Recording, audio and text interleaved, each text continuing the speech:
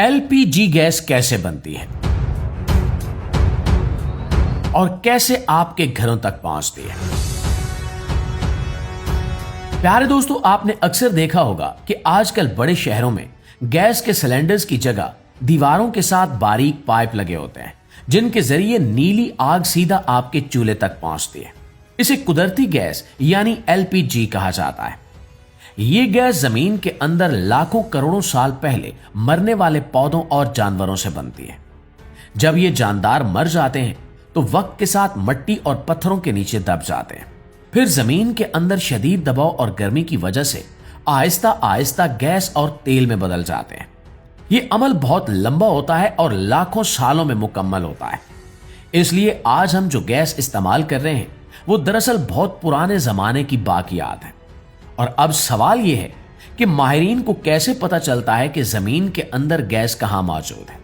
इसके लिए साइंसदान एक खास तरीका इस्तेमाल करते हैं जिसमें जमीन में हल्की सी कंपेन पैदा की जाती है, जैसे कोई छोटा धमाका या भारी मशीन की जरब।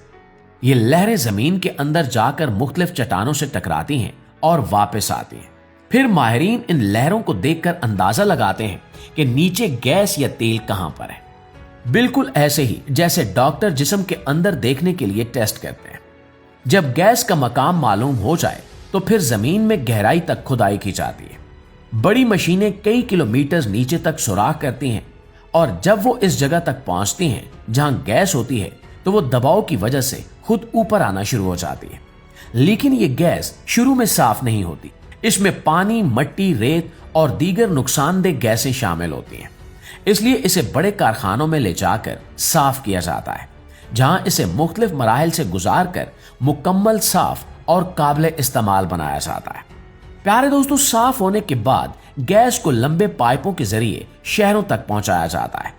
ये पाइप जमीन के नीचे बिछे होते हैं और एक बड़े निजाम की शक्ल में काम करते हैं।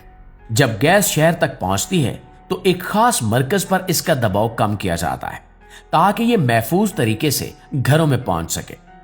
फिर ये छोटे पाइपों के जरिए आपके घर तक आती है, जहां एक मीटर लगा होता है जो गैस के इस्तेमाल का हिसाब रखता है।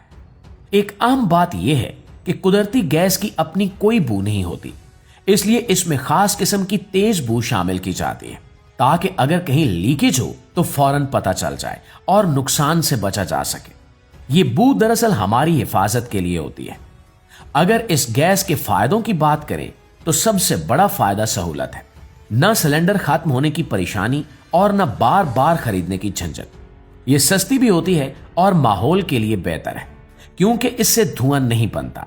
लेकिन इसका एक मसला यह है कि इसको जमीन से निकालकर साफ करना और फिर घरों तक पहुंचाना बहुत महंगा अमल है।